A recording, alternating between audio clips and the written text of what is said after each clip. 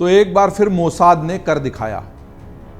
दुनिया चौंक गई जब पता लगा कि जो 7 अक्टूबर 2023 को खतरनाक हमला इजराइल पर हुआ था और उसके बाद से लगातार फिलिस्तीन और इजराइल के बीच में युद्ध चल रहा है। फिलिस्तीन का जो पूरा मुक्ति का संघर्ष है, गाजा का जो संघर्ष है, उसने पूरी एक नई दिशा ली और ये जो संघर्ष लगातार चला आ रहा था 7 अक्टूबर 2023 की घटना के बाद से उसमें जो बड़ा मोड़ आया था, उसके बाद एक और बड़ी घटना तब हुई जब अचानक एक हवाई हमले में ईरान के भीतर, जी हाँ ईरान के भीतर, और किसी फिलिस्तीनी नेता की ईरान के भीतर मौत की ये पहली घटना है। इस्माइल हानिया का मारा जाना एक ऐसी घटना हुई जिसने दुनिया को स्तब्ध कर दिया, खास तौर पर ईरान और वो दूसरे मुल्क जो इजराइल के खिलाफ हैं, उनको लगा ये घटना हो कैसे गई। जी हाँ, 150 से ज़्यादा सुरक्षा कमांडों के घेरे में इस्माइल हानिया को एक ऐसे हमले में मार दिया गया जिसका और छोर भी अभी ईरान की और दूसरी सुरक्षा एजेंसियों को नहीं मिल रहा है। यही पता नहीं चल रहा है कि ये मिसाइल अटैक था, ड्रोन अटैक था, या फिर रिमोट कंट्रोल कोई और दूसरा ऐसा घातक हथियार था जिसके जरिए इजराइल से 2000 किलोमीटर दूर इस पूरी घटना को अंजाम दे दिया गया। अपने फिलिस्तीन से स्व निष्कासन के बाद इस्माइल हानिया जो था वो कतर में रह रहा था और ईरान के राष्ट्रपति के शपथ ग्रहण समारोह के लिए अन्य राष्ट्र प्रमुखों की तरह वह भी वहां पे मौजूद था।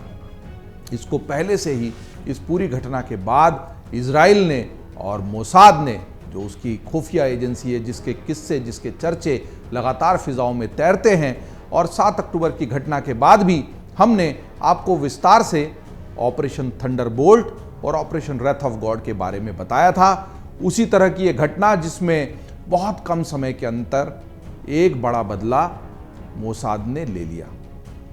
जी हाँ, बात को समझने की कोशिश करेंगे कि ये पूरी घटना है क्या, ये हमला कैसे हुआ, इसके कूटनीतिक और राजनीतिक परिणाम क्या होंगे, और अभी जो इजराइल हमास का युद्ध है उसमें इस घटना की क्या भूमिका है।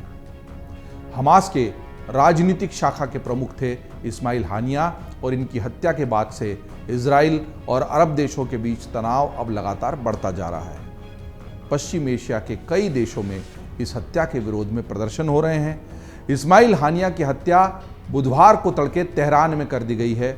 हानिया ईरान के नवनिर्वाचित राष्ट्रपति मसूद पेजेश्कियन के शपथ ग्रहण समारोह में शामिल होने के लिए वहां पर पहुंचे थे तेहरान में। पेजेश्कियन के शपथ ग्रहण समारोह में 50 से अधिक देशों के नेता पहुंचे थे।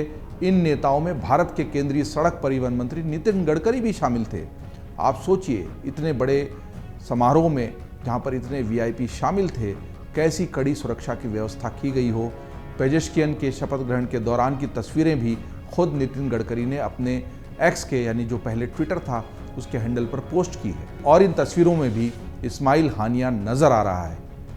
हानिया की हत्या के बाद ईरान समेत पश्चिम एशिया के कई देशों में अब लगातार तनाव बढ़ रहा है। ईरान ने तो सीधे युद्ध की, सीधे हमले की घोषणा भी कर दी है। इसी के साथ एक और बड़ी घटना लेबनान के बेरूत में भी हुई है, और लेबनान के बेरूत में भारतीय दूतावास ने भी एक एडवाइजरी जारी कर दी है। दूतावास ने भारतीयों को लेबनान में गैर जरूरी यात्रा से बचने की सलाह दे दी है। वहीं तुर्की के राष्ट्रपति ने भी इसे कायराना हरकत करार दिया है, और कतर ने हानिया की हत्या को तनाव बढ़ाने वाली घटना बताया है। इससे ठीक एक दिन पहले ही इजराइल ने हिजबुल्लाह के सबसे वरिष्ठ सैन्य कमांडर फुआद शुकर, जी हाँ फुआद शुकर को भी लेबनान में मार गिराया। तो 24 घंटे से भी कम समय में दो बड़े ऐसे दुश्मन जिनको इजराइल दुश्मन मानता है, उनके अपने तर्क हैं, अपने पक्ष हैं। हिजबुल्लाह अपने तरीके से लड़ाई लड़ता है, लेकिन हिजबुल्लाह के सैन्य कमांडर का मारे जाना एक बड़ी घटना इसलिए भी है कि वो अमेरिका के भी निशाने पर था। उस पर 40 करोड़ से ज़्यादा का इनाम था। उसने अमेरिका जैसे शक्तिशाली देश के 200 से अधिक सैनिकों को मारा था, और उसके लिए इसको दुश्मन नंबर 1 भी माना जाता था। फुआद शुकर पर जो ये हमला हुआ, यह 30 जुलाई को शाम के समय बेरूत के दक्षिणी उपनगर में हुआ, जो हिजबुल्लाह का गढ़ है। मतलब उनके घर में, उनके हिजबुल्लाह के गढ़ में घुसकर ये हमला किया गया और फुआद शुकर को मार दिया गया। 27 जुलाई को उत्तरी इजराइल के मजदल शम्स इलाके में रॉकेट हमला हुआ था, जिसमें 12 बच्चों की मौत हो गई थी और इजराइल ने कहा था कि इस हमले के पीछे हिजबुल्लाह के सबसे वरिष्ठ सैन्य कमांडर फुआद शुकर का ही हाथ है और इसीलिए वो फुआद शुकर से बदला लेने पर इजराइल जो है वो उतारू था। बच्चों की मौत की वो तस्वीरें पूरी दुनिया ने देखी थी, दुनिया दहल उठी थी। लेकिन इसी तरह गाज़ा पर हमले हुए हैं, वहाँ मारे गए लोगों की तस्वीरें भी सामने आई हैं, वो एक अलग चर्चा और बहस का मुद्दा है। लेकिन इजराइल ने उसी वक्त कहा था कि वो फुआद शुकर इस हमले के पीछे है और उससे बदला लेगा और उसने बदला लेकर दिखा दिया है। ये दरअसल ऐसी चिंगारी है जिससे पहले से ही बारूद के ढेर पर बैठा पूरा ये जो पश्चिम एशिया का इलाका है उसमें तनाव बढ़ता हुआ दिखाई दे रहा है। यह दरअसल 1983 में लेबनान में हुए हमले के लिए भी फुआद शुकर जिम्मेदार था, जिसमें 241 अमेरिकी नौसैनिक मारे गए थे। देखिए, अमेरिका का एक सैनिक भी मर जाना अमेरिका को नागवार गुजरता है, वो उससे बौखला जाता है। उसको अपने सबसे शक्तिशाली राष्ट्र होने का जो रुतबा है उसको कायम रखने के लिए ज़रूरी है कि उसके किसी सैनिक को खरोंच भी ना आए। ऐसे में 241 अमेरिकी नौसैनिकों का मारा जाना बड़ी घटना थी और इसीलिए ये जो हमला हुआ है फुआद शुकर के मारे जाने का, उसमें यह भी माना जाता है कहीं ना कहीं अमेरिका की खुफिया एजेंसी CIA का भी हाथ है। माना तो ये भी जा रहा है कि तेहरान में जो कुछ हुआ है इस्माइल हानिया को लेकर, उसमें भी ये केवल अकेले मोसाद का काम नहीं है, शायद इसमें अमेरिकी खुफिया एजेंसी CIA भी शामिल है। लेकिन इसके कोई पुख्ता प्रमाण नहीं है क्योंकि इसको लेकर इजराइल ने भी खुद कोई जिम्मेदारी नहीं ली है। तो हम ये जानते हैं कि इतने कड़े सुरक्षा घेरे के बीच इतना ज़्यादा चर्चित ये जो हमास का प्रमुख था, राजनीतिक शाखा का हालांकि, लेकिन बहुत ज़्यादा चर्चा रही और जो 7 अक्टूबर का हमला हुआ था इजराइल पर, उस पर उसने जश्न भी मनाया था, खुशी जताई थी। इसीलिए हानिया का मारा जाना इस पूरे मामले में एक बड़ी घटना है। हम ये जानते हैं कि आखिर वो मारा कैसे गया। हिजबुल्लाह से जुड़े समाचार स्रोत अल मायदीन ने एक अज्ञात ईरानी अधिकारी का हवाला देते हुए कहा है कि हमास के नेता की हत्या ईरान के भीतर से नहीं बल्कि एक देश से दूसरे देश में दागी गई मिसाइल द्वारा की गई है। हानिया की हत्या के बारे में ईरानी विशेषज्ञ ने कहा कि ऐसी हत्याएं भाड़े के सैनिकों द्वारा की जाती है। हमला एक छोटे मिसाइल के जरिए किया जाता है और वो उपग्रह द्वारा यानी सैटेलाइट द्वारा निर्देशित होता है। हानिया की हत्या के बाद ईरान के सर्वोच्च नेता आयतुल्लाह अली खामेनेई ने इजराइल से बदला लेने का ऐलान कर दिया है। इस पूरे विवाद में अमेरिका भी कूद पड़ा है। अमेरिका ने बुधवार को कहा कि ईरान आतंकवाद का सबसे बड़ा निर्यातक देश है, पूरी दुनिया में ईरान द्वारा आतंकवाद फैलाया जा रहा है। अमेरिका ने आरोप लगाया कि ईरान पूरे पश्चिम एशिया के क्षेत्र को अस्थिर करने के लिए फंडिंग और प्रोत्साहन भी दे रहा है। अमेरिका और ईरान के बीच की जो दुश्मनी है, जो अदावत है, वो किसी से छुपी नहीं है। अमेरिका का कहना है कि अगर ईरान ने कोई किसी भी तरह की हिमाकत, ये जो पूरी हत्या हुई है उसके बदले में की, तो हम अपने सहयोगी देशों की मदद करेंगे और कड़ी कार्रवाई करेंगे। मतलब एक तरह से अमेरिका एक बार फिर अपने सहयोगी राष्ट्र इजराइल के पक्ष में मजबूती से उतरकर आ गया है और ईरान तो वैसे भी पहले से ही अमेरिका के निशाने पर है ही। हत्या के पीछे सबसे बड़ा सवाल यह कि हाथ किसका है, किसका हाथ होने की बात कही जा रही है। इन हत्याओं के बाद इजराइल की खुफिया एजेंसी मोसाद एक बार फिर से चर्चा में है। मोसाद दुनिया भर में अपने अभियानों के लिए जानी जाती है। कहा जा रहा है कि पिछले साल 7 अक्टूबर को यानी 7 अक्टूबर 2023 के घातक हमले का जो इजराइल ने बदला लेना था वो इसके ज़रिए ले लिया है। मोसाद प्रमुख ने 7 अक्टूबर के हमले के बाद हानिया को मारने का ऐलान भी बाकायदा किया था। अब दिक्कत ये है, अब सवाल ये भी है कि हमास का आगे क्या होगा। कुछ रिपोर्ट्स में दावा किया जा रहा है कि इस्माइल हानिया की जगह खालिद मशाल को हमास का नया प्रमुख बनाया जा सकता है, क्योंकि हमास की लड़ाई इजराइल से जारी है और हानिया के मारे के जाने के बाद अब सवाल यह है कि हमास कैसे चलेगा, उसको कौन चलाएगा। जो नाम सामने आया है वो खालिद मशाल का है। रामल्लाह के सिलवाद में पैदा हुआ खालिद मशाल बचपन से ही अपने परिवार के साथ कुवैत में रहने लगा था। 15 साल की उम्र में खालिद मशाल मुस्लिम ब्रदरहुड के साथ जुड़ा और मुस्लिम ब्रदरहुड ने ही 1980 के दशक के अंत में हमास को बनाने में अहम भूमिका निभाई थी। तो खालिद मशाल उन शुरुआती सदस्यों में हैं जिनको संस्थापक माना जा सकता है हमास का, जो दरअसल मुस्लिम ब्रदरहुड के जो सदस्य थे उन्होंने ही स्थापित किया था। खालिद मशाल ने हमास के साथ जुड़कर कई वर्षों तक हमास के लिए विदेशों से फंडिंग भी जुटाई है। साल 1997 में खालिद मशाल पहली बार तब चर्चा में आया जब इसराइल ने जॉर्डन की राजधानी अम्मान में मशाल को जहर देकर मारने की कोशिश की। हालांकि इस हमले में मशाल बच गया। 68 वर्षीय मशाल निर्वासन में हमास की राजनीतिक शाखा का नेतृत्व कर चुका है। अब हम ये जानने की कोशिश करेंगे कि ये जो पूरा मामला है हानिया के मारे जाने का, उसके बाद एक बार फिर से जो चर्चा में नाम आया है वो है मोसाद का। तो मोसाद की स्थापना कब और कैसे हुई, ये इस वक्त बात को समझो में जानना फिर से प्रासंगिक होगा। मोसाद की स्थापना इजराइल में 13 दिसंबर 1949 को की गई थी। इजराइल सरकार ने मोसाद का गठन आतंकवाद से लड़ने के लिए किया था। बाद में 1951 में मोसाद को इजराइल के प्रधानमंत्री कार्यालय के अधीन कर दिया गया और इसकी रिपोर्टिंग भी सीधे प्रधानमंत्री को ही होती है।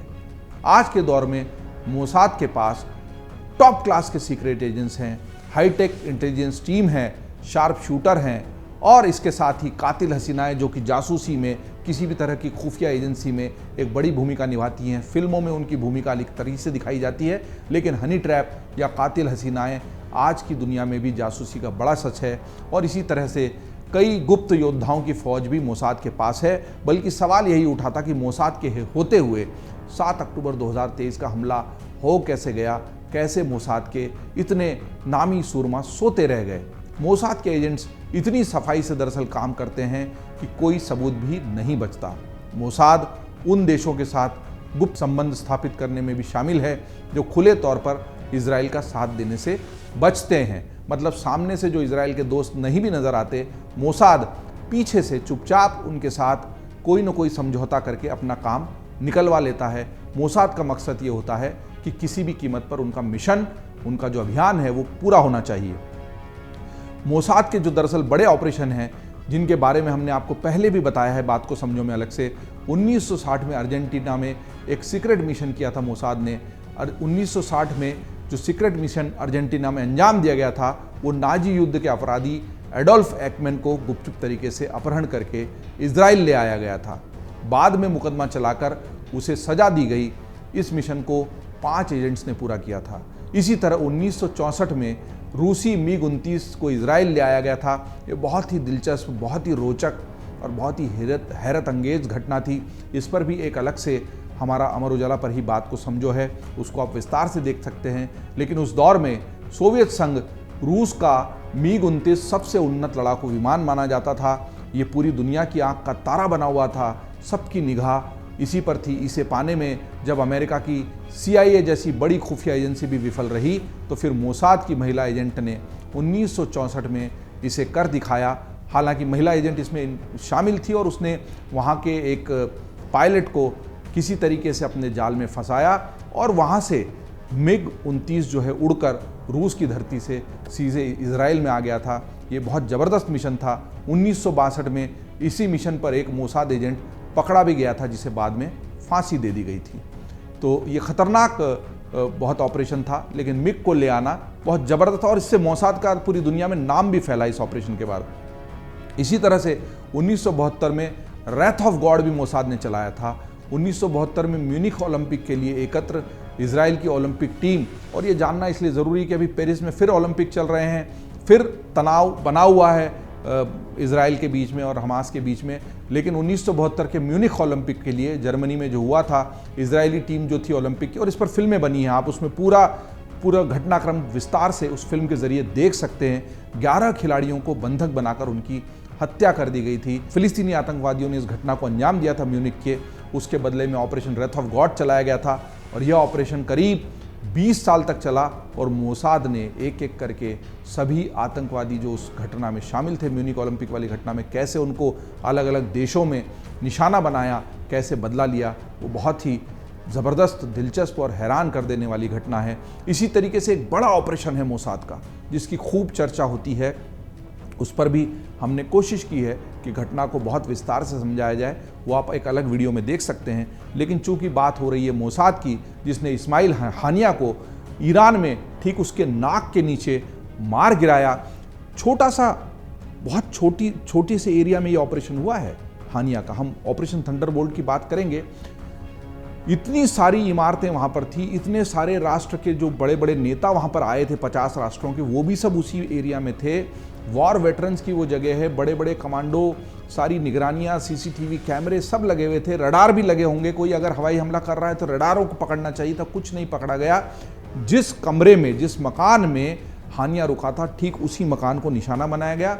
वही मकान, उसके आसपास का थोड़ा सा हिस्सा ध्वस्त हुआ और हानिया मारा गया, जिसको कहते हैं बिल्कुल प्रिसाइज और शार्प सीधा ऑपरेशन था। एक अलग तरह की सर्जिकल स्ट्राइक ये की गई और हानिया को ख़त्म कर दिया गया। और इसी वजह से हमें याद आता है 1976 का ऑपरेशन थंडरबोल्ट। जी हाँ, ऑपरेशन थंडरबोल्ट। अरब के आतंकियों द्वारा हाईजैक किए गए फ्रांसीसी विमान को मोसाद ने अपने 94 नागरिकों के साथ युगांडा से मुक्त करा लिया था। और यह ऑपरेशन भी इसीलिए काफ़ी चर्चित रहा था कि उस वक्त एक तानाशाह के नाक के नीचे से उस पूरे हवाई जहाज़ को उन्हीं के हवाई अड्डे से उठाकर ले आना कोई आसान बात नहीं थी, लेकिन मोसाद के लड़ाकों ने उसे कर दिखाया था। और इसी तरह से 2020 में जो थोड़ी ताज़ा घटना है, ईरानी परमाणु वैज्ञानिक को ख़त्म कर दिया गया था। नवंबर 2020 में ईरान के सैन्य परमाणु कार्यक्रम के शीर्ष वैज्ञानिक ब्रिगेडियर जनरल मोहसिन फखरीजादेह की हत्या कर दी गई। हालांकि मोसाद ने तब इसकी जिम्मेदारी खुले तौर पर नहीं ली, लेकिन जून 2021 में मोसाद के मुखिया ने इसे लेकर अहम खुलासे किए थे। और इसी तरह मोसाद ने अमेरिका के लिए ईरान में घुसकर अल कायदा के नंबर 2 आतंकी अल मसरी को मार गिराया था। फिर ईरान में घुसकर आतंकी अबू मोहम्मद का भी खात्मा कर दिया गया था। इसी तरह फ़लस्तीनी नेता यासिर अराफात के सीधे हाथ, दाहिने हाथ माने जाने वाले खलील अल वज़ीर उर्फ अबू जिहाद को भी ट्यूनीशिया में टूरिस्ट बनकर गए मोसाद के एजेंट ने परिवार के सामने ही 70 गोलियां मार दी थी। किस तरह के घातक ऑपरेशनों को मोसाद अंजाम देता है, ये उसकी बानगी है। इसी तरह अपने ही देश के परमाणु कार्यक्रम की जानकारी लीक करने वाले बागी वैज्ञानिक वुनूनू को पकड़ने के लिए भी मोसाद ने अपनी कातिल जांबाद हसीनाओं का इस्तेमाल किया और उसे प्रेम जाल में फंसाकर वापस इसराइल ले आई। तो ये वो मोसाद है जिसने इस तरह के खतरनाक अभियानों को अंजाम दिया है। उसी तरह एक और बदला मोसाद ने पूरा किया है। हालांकि ये एक ऐसी खतरनाक घटना है जिससे पूरे विश्व में उबाल है।